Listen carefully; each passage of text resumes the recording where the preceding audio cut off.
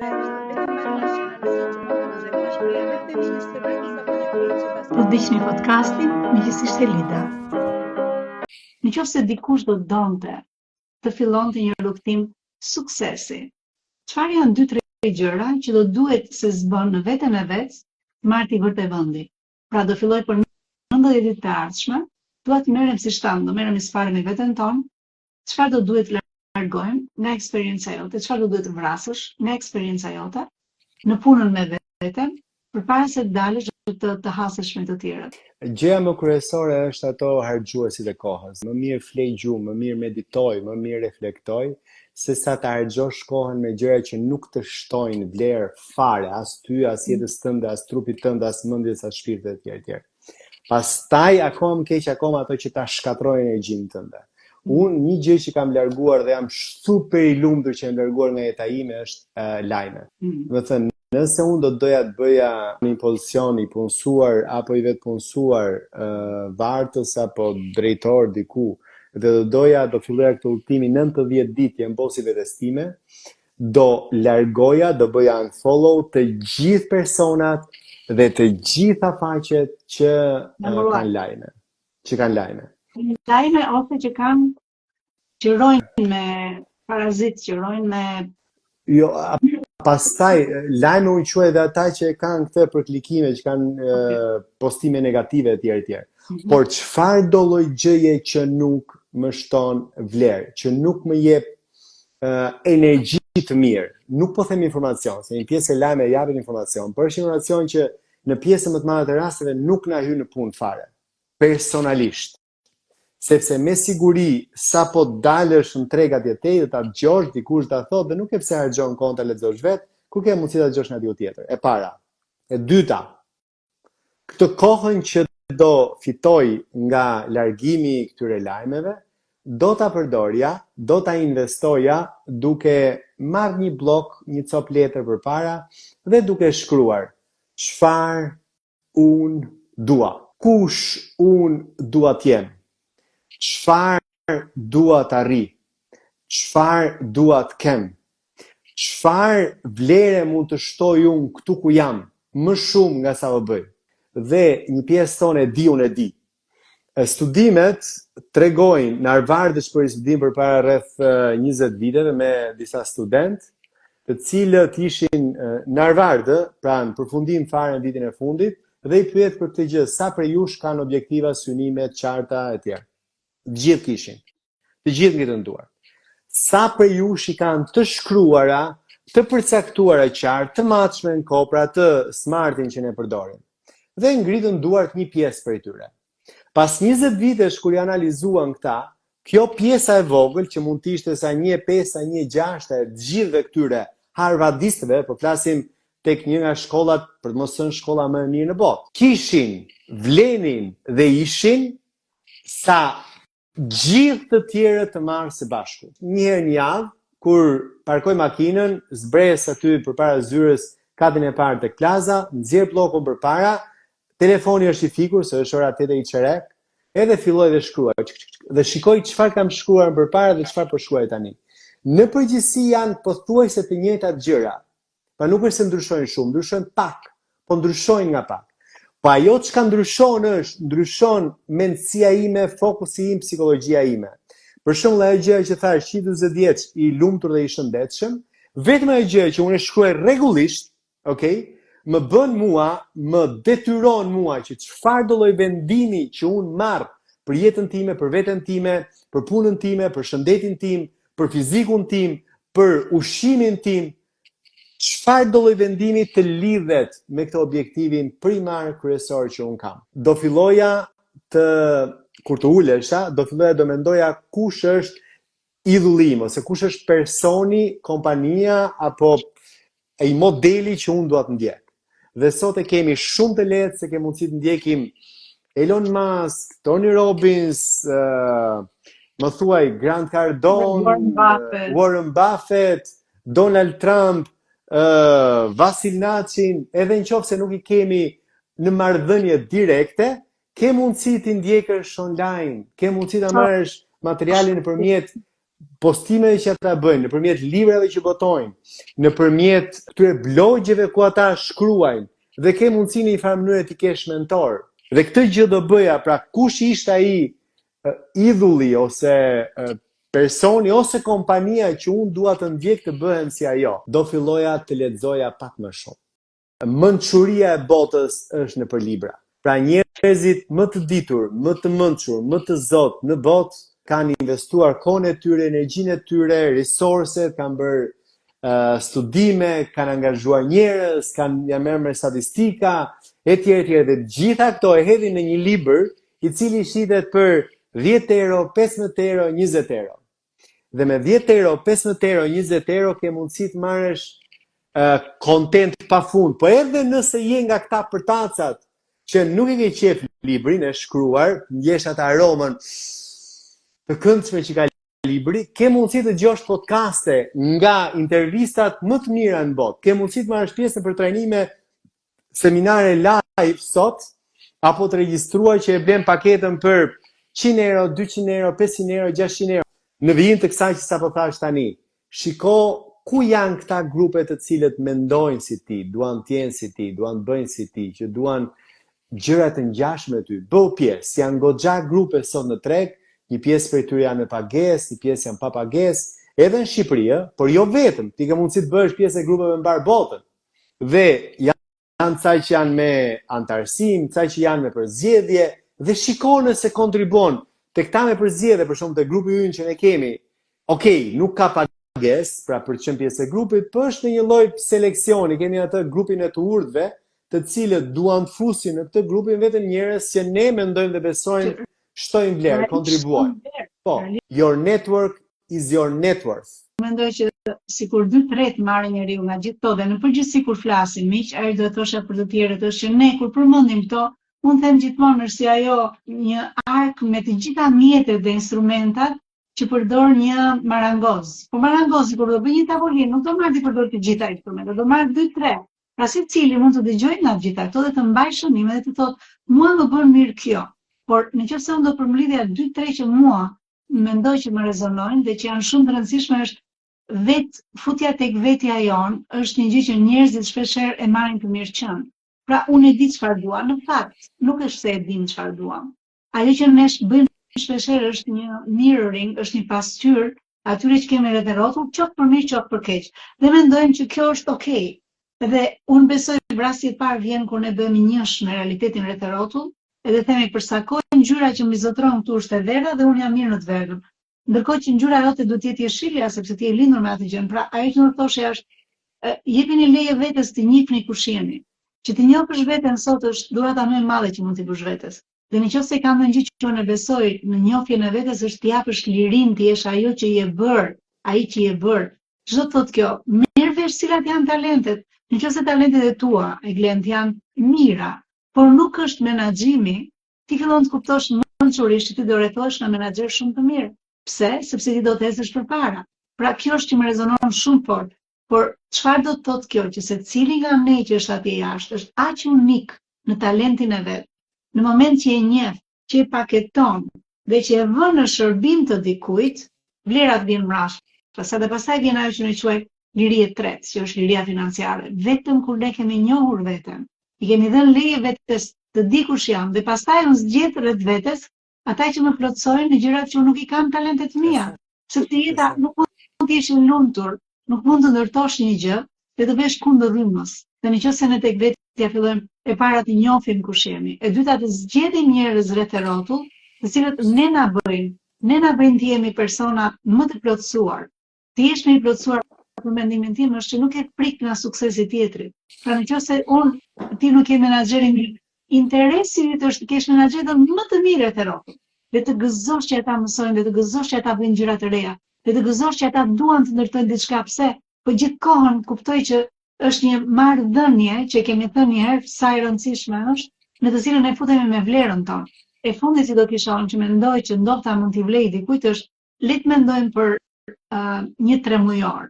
Dhe unë them ka një arsye pse e them 3 mujor. Korporatet e mëdha në fakt marrin dhe bëjnë planifikime 3 mujore dhe i bëjnë këto planifikime sepse dikur kanë pasur shkolla siç the Harvard, Oxford, të tjera të cilat kanë bërë studime dhe kanë parë që truri jon punon shumë mirë për një periudhë 12 javësh. Që do të thotë, ky truri kthej mbrapa që është më pak që them unë dhe ky i zhvilluari, bëjnë lidhjen bashkë për 3 muaj, por nuk e bëjnë për më shumë dhe më pak. Në këta 3 muaj, nëse do thuash që unë dua vetëm të njoh veten time dhe të di ku dua të vete, kush dua të jem. Niseni nga çfarë do të kesh? Do të kesh një shtëpi më të mirë, do të kesh një makinë më të mirë, do të kesh mundësinë që të kesh një makinë të shëtitësh njerëzit e tu, të dalësh me ata çdo zemra. Çfarë do të ishin 2 gjëra, Glend? 2. Të cilat ti mendon? Dikush nuk mund të bëj dot pa to. Gjëja numër 1 mbi gjithë shka tjetër është vetë disiplina. Pra, ti mund të kesh kontaktet më të mira në botë, mund të kesh financat më të papara në botë, mund të kesh trupin, mund të kesh njohurit fantastike, mund të kesh idetë geniale për të bërë çfarë do të bësh. Nëse nuk ke disiplinën, nuk e pritet asnjëherë. Dhe vetë disiplina lidhet me gjithçka që ti vendos për veten tënde, për jetën, për punën, për shëndetin, për trupin etj. E para, vetë disiplina. E dyta, mendje hapësia, ose ti je mendje hapur. Pra, ti nuk e di se nga kush mund vi një mesazh fantastik që të ndryshojë ty mënyrën si mendon për veten tënde, dhe mua e kam thënë disa herë këtë dhe realisht më ka goditur. Ai që unë lyje këpucët, që është aty ke afër plazës, dhe në një moment caktuar i thash, pse bën këtë që bën ti? Më thot, unë thot e dua këtë punë që bëj. Dhe i thash, unë për qa e dobu, qa bën ti? Këpuc lustron. Ngren kokën nga porsi, ishte ngren kokën lartë dhe thot, dëgjoj, unë nuk lustroj këpuc. Unë ju ndryshoj mënyrën se si njerëzit mendojnë për veten e tyre. Wow. Tash dhe si e bën këtë ti? Kur vinë këtu, të gjithë e kanë kokën poshtë, duke parë nga këpucët e tyre që i kanë papastra. Kur dalin nga këtu, kokën e mbajnë lartë sepse e dinë që këpucët e tyre u shqetësojnë. Ti ke mundësi të marrësh mësime, dhe është shumë e vërtet. Kur ne kemi një gjë që nuk shkon tek kpuca, te bluzat, te pantallonat tona, etj, dhe kemi fiksimin atje. Po duhet ta mbuloj, po ma shoh ma bëjnë. Ose vendos që ty s'të plas fare, sepse ti je më i rëndësishëm sa ajo çka perceptohesh, ose bëje që realisht gjoksin ta kesh lart dhe të ecësh përpara. Kur dikush shikon ty, Glend, gjë e parë që mendojnë është sa i suksesshëm je, sa shumë punonjës ke këtu. Dhe më fal, po sa shumë lek ke. Dhe wow, ku kupton ai çfarë halli kam unë tani që unë vetëm në një intervistë si kam lek të kthimit të autobusit. Qa mund të pësojnë nga kë? Du ta dinë që ne kemi qenë në këtë situatë. Ne kemi qenë. Dhe ka ditë sot që ti mund gjëndesh prapë, sepse mendon ke kaq njerëz që duhet paguhen. Jo, e kam fjalën që ne duhet kalojmë tek brezi i ri, ata që unë quaj aspirant për lider, aspirant. Ata dalin vetëm nëse shohin që në këtë Shqipërinë tonë, me gjithë mirat dhe të këqijat, you can make it the right way. E di që kujtova, Elida, në kohën e pandemisë, shteti ynë i dashur supozoi që do na jepte atë mbështetje financiare për stafin, pra 40.000 lekë të reja sa ishte etj. Dhe kuptohet, u aplikua nga financa jonë dhe u aprovua, sepse ishim mbyllur, pra kemi qenë për rreth 2 muaj, gjysmë 3 muaj, se zjati mbyllur. Dhe shteti ynë i dashur, mbasi aprovoi, por në asnjë moment, se the për punë e stafit, dhe që në çdo moment mund të dështosh, mund ngelesh. Stafi gjatë gjithë kohës është paguar, pra ka marrë rrogat. Edhe pas 2 muajsh, sapo u hap gjëja, na vjen përgjigje nga Drejtoria e Përgjithshme e Tatimeve, që ju nuk kualifikoheni për ta marrë atë pagesën sepse ju keni faqe webi online dhe online i ka vazhduar të punojë. Po të vazhdonte kjo gjëja e parë që unë gjatë asaj kohe mendoja është sa kohë do jemi aftë dhe i Zoti që të kemë mundësi të paguaj punonjësit, sepse bashkëpunëtorët e mi, sepse ata kanë një jetë, pra kanë një familje, kanë sa njerëz me të cilët ndërveprojnë, punojnë etj. Dhe pastaj të mendoj se si unë do kujdesem, do punoj për të fituar para, sepse vlera më e madhe, pra jo më kot emri i podcastit është super vlera më e madhe e gjithë shkaje që ne kemi, bëjmë etj, janë njerëzit me të cilët bashkëpunojmë, janë njerëz me të cilët ne veprojmë. Ky sukses që flisni ju, a është një sukses i cili ju ka ardhur dhe do të rritin që s'vjen overnight, po ju ka ardhur paralelisht me njohjen që ke marrë dhe me çfarë derdhet në bank? Pra është një sukses i cili njohja që ke marrë ka justifikuar pse ti i larguar nga shtëpia, kur ti ke fol, kur ti ke vajt, kur ti ke bër, apo është një sukses i cili është në ndërtim e sipër? Unë do doja ta përkufizoja fjalën sukses. Çfarë është suksesi? Suksesin se cili prej nesh është Le të përkufizojmë fjalën përpjekje, se da ajo na thon. Po. Ai mendoj me që e zure si përpjekje. Përpjekja Me Vasili thot për ty që është vullneti çelik dhe unë mendova është një nga çelësat që nëse ne ndajmë dhe japim çik kohë, kjo mund na çojë në definicionin e suksesit. Secili mund ta bisedojë. Po, jam dakord. Çfarë mendoj unë është përpjekja?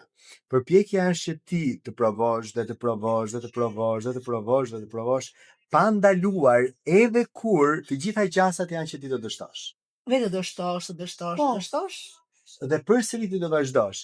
Patjetër, është budallik të bësh të njëjtin gjë që ke dështuar në një të mënyrë, por ama kjo por ama kjo nuk do thotë që nuk duhet të përpiqesh dhe nuk duhet që maksimalisht ti të bësh gjëra, po duhet të veprosh. Pra, nëse perifrazoj Grant Cardone, që unë kam qejf fushën e realistetit, ai thot gjithmonë, pra një nga ato që e bën ndryshimin është massive action.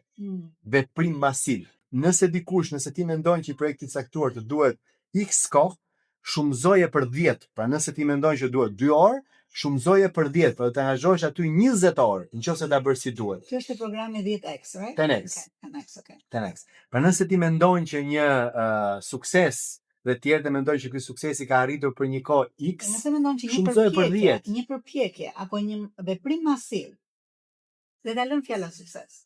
Unë besoj që është një fjalë që shumë njerëz e intimidon, edhe shumë njerëz pastaj unë besoj fshihen pas kësaj për të thënë që suksesi nuk ka lidhje. Unë mendoj përpjekja që ti je futur në këtë fushë dhe ti kërkon nga më të mirë, qoftë në zhvillimin e mendjes, por qoftë në zhvillimin teknik të mej, unë mendoj që kjo sjell sukses. Pra nëse do përktheja diçka më që është jo vetëm në zhvillimin vet, po në anën profesionale, tek ajo ekspertiza ku ti je, nëse nuk mëson nga më të mirë dhe nuk i ndjek ta dhe nuk investon tek ta më të mirë, kjo është pjesë përpjekje apo jo? Shumë e vërtet. Pra, a do dështosh? Patjetër, madje dështimi, nëse nuk dështon, ka një problem me ty. Pra unë mendoj që duhet dështoj. Dhe duhet ta pranosh. Sepse do ta pranosh dështimin. Dhe ta ruajmë. Dhe ta analizosh. Unë do të thosha dhe ta ruaj. Është normal të thuash më dhëm. Madje është fantastike. Nëse nuk të dhëmb, atëherë ti do ta bësh të njëjtin gjë përsëri. Nëse të dhëmb do përpiqesh, do mendosh, do analizosh që unë të mos e bëj në një mënyrë, sepse gjasat janë që do marrë të njëjtin rezultat.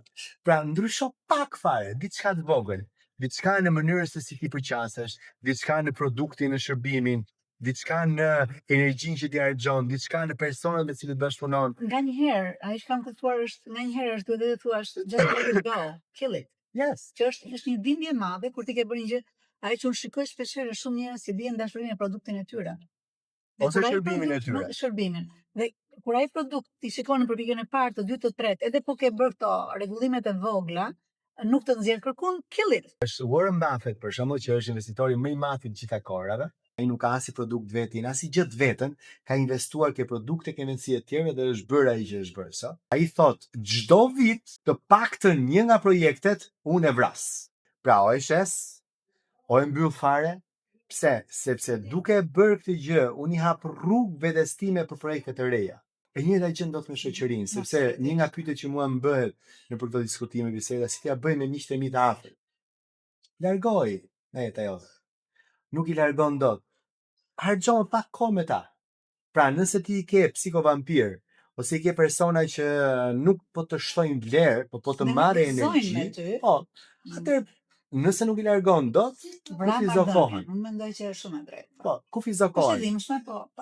Patjetër, sepse kjo do të bëj, pra nëse ti minimumi kufizon kohën, do të bëj që ti të kesh më shumë kohë për ca njerëz të tjerë, të cilët mund të jenë më të mirë, mund të jenë më frymëzues, mund të jenë më inspirues, mund të jenë edukues më të mirë, mund të jenë bashkëpunëtor më të mirë, mund të jenë energji dhënës më të mirë. Pse dikush duhet t'japi falas në shoqëri, dhe jo vetëm falas, se më mbrapa kur bëhet me vlera do të vjet një bilet, por janë vite të tëra që ketën falas. E bëj me dashuria të që bëj dhe e them me dashuria të që them, por unë e di që gjithësia, universi, karma, Zoti, energjia e tjerë, në një farë mënyrë, atë gjë që unë bëj dhe nëse ndikoj të jetë dikujt tjetër, apo disa njerëzve të tjerë, do ma kthej mbrapsht. Dhe nuk është të thënë që të ma kthej në një monedhë, pra mund ma kthej në shëndet, mund ma kthej në marrëdhënie, mund ma kthej në energji, mund ma kthej në pasion, mund ma kthej në oportunitet. Pra, unë kam sot çuna dhe vajza që punojnë me mua, të cilët fillimisht kanë qenë ndjekës të mi në Facebook dhe Instagram. Unë kam bashkëpunëtor partner të mit në biznese, të cilët kanë qenë, më kanë ndjekur mua nga Facebooku dhe nga Instagrami. Kemi komunikuar, kemi ndërvepruar, tashmë jemi partner në biznese. Pra në biznese po flas, jo thjesht biznese në Shqipëri, biznese të ndërkombëtare. Pinire, ai që ndërtohet, ai që ti del dhe ti ndan me të tjerët, ajo ekspertizë, por shpesh edhe ekspertizë në ndërtime sipër, sepse shumë janë që mund të thonë nuk e kanë të ekspertizë apo nuk e kanë vetdijen. Nëse nuk do dalësh ta provosh, ti nuk do të mundesh që këtë që ti di, të kesh mundësi dhe ta provosh që bën apo s'bën. Dhe pastaj, nëse ndërtohet fjala që është, unë besoj që është madhore, që është besimi tek të tjerët, ata krijojnë një besueshmëri që ky person është një person që ja vlen që unë të bëj biznes me të. Pra, kjo është një mënyrë se si mund të unë mendoj ndërtohemi dhe të ndërtojmë. Një herë ne kujdesemi të mos tregoj diçka ta mbaj për vete, se mund ta marrë dikush. Ndodh kjo shpesh në këto startupe ku ne shkojmë si trener, si mentor, ku nuk dua ta them idenë time. Sekret biznesi, është patjetër, shumica mundohen ta mbajnë idenë. Nëse nuk ja thua idenë atyre që pretendojnë të jenë mentorët e tu, trajnerët e tu, nuk e për të arritur asgjë kundi. Se minimumi gjasat që unë të merrem tani, unë si agent, të merrem me projekte me ide të reja me startupe, vetë janë pothuajse zero. Jam shumë i gatshëm të të mbështes ty, të orientoj ty, të të fokusoj ty, të të trajnoj ty, të të mentoroj ty. Sepse kjo është ekspertiza. Sepse kjo është ekspertiza ime, në atë gjë që ti je ekspert dhe unë të të shtyj që të bëhesh më i mirë dhe mund të jemi partner aty bashkë, ama ti do bësh pjesën teknike të punës, unë do bëj pjesën teknike të strategjinë. Dhe ecën gjëra përpara. Pra nuk kam pse të marr idenë tënde. E njëjta gjë, pra fillimisht çka doja unë, të sugjeroj njerëzve, kushdo që e dëgjon, sado skeptik që ti je, mundohu të dëgjosh nga konceptet pozitive që thonë të tjerët. Mundohu të bësh një dëgjues i mirë. Në moment që bësh dëgjues i mirë, ti fillon dhe kupton, analizoje, merre, përpunoje, nxirre. S'ka problem, pra nëse diçka nuk të pëlqen, thuaj klientit këtu ja futi kot, sepse Elida ja futi kot. Se unë nuk pretendoj që kam atë njohurinë e botës, nuk e kam. A mendon që ndjekja e motivuesve të zgjedhur shpeshherë pa kriter, por thjesht sepse janë motivues, sepse janë vazhdimisht të gjendshëm atje. Pa parë nëse këto vlerat e këtij personi apo atij personi apo atij grupi që bën të shpërndarë se mund mos jetë fare personi kryesor, janë vlera që përshtaten me atë që ti do, dhe marrja e vendimeve pastaj shpeshherë është e bazuar në një mos përputhje të këtyre dy gjërave të para. A mendon që një rast i tillë, dhe jap si skenar pyetjen e parë që bëra vrastar ose jo? A mendon që një skenar i tillë është vrastar në realitetin e Shqipërisë? Unë nuk besoj te motivimi, në sensin që të motivon dikush tjetër. Dikush tjetër mund të të inspirojë. Okej, këtë e vëm një, kjo është shumë e rëndësishme. Po. Pra dikush tjetër mund të të inspirojë ty dhe ti të ndërmarrësh veprime.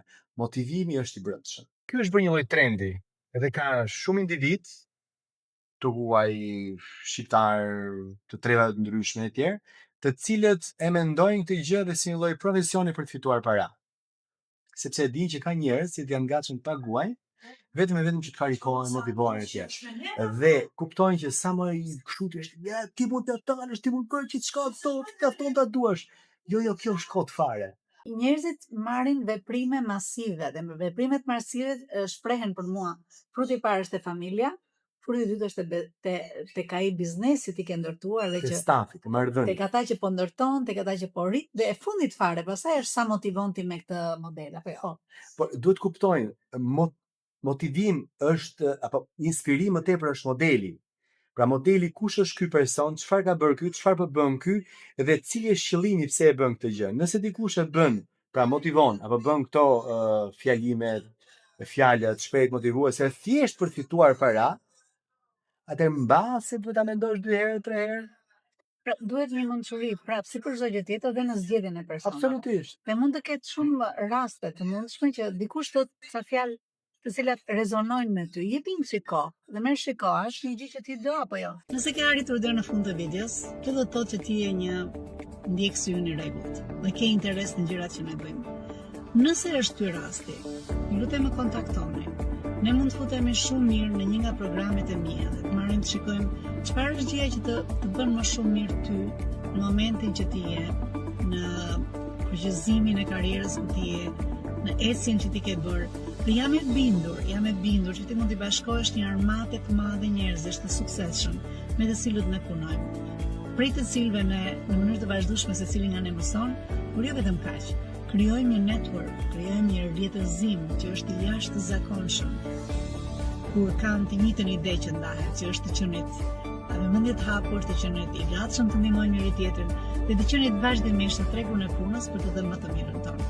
Nëse është kjo që të ka sjell tek podcasti im, të lutem më shkruaj. Të lutem, është shumë e kollaj të më gjesh, ndoshta në Facebook, me Lida Notro, ndoshta në Instagram, që është Emi Coaching and Consulting, që në kollaj fare, ose dhe në YouTube. Mundësitë e lidhjes janë të jashtëzakonshme. Mundësitë nga të cilat ju do përfitoni nga kjo lidhje, nuk ka të bëjnë me mua, ka të bëjnë me gjithë rrjetin e njerëzve me të cilët do të bashkëpunojmë. Uroj t'ju shoh nga brenda programeve të MSC. Ju uroj gjithë bekimet e Perëndis.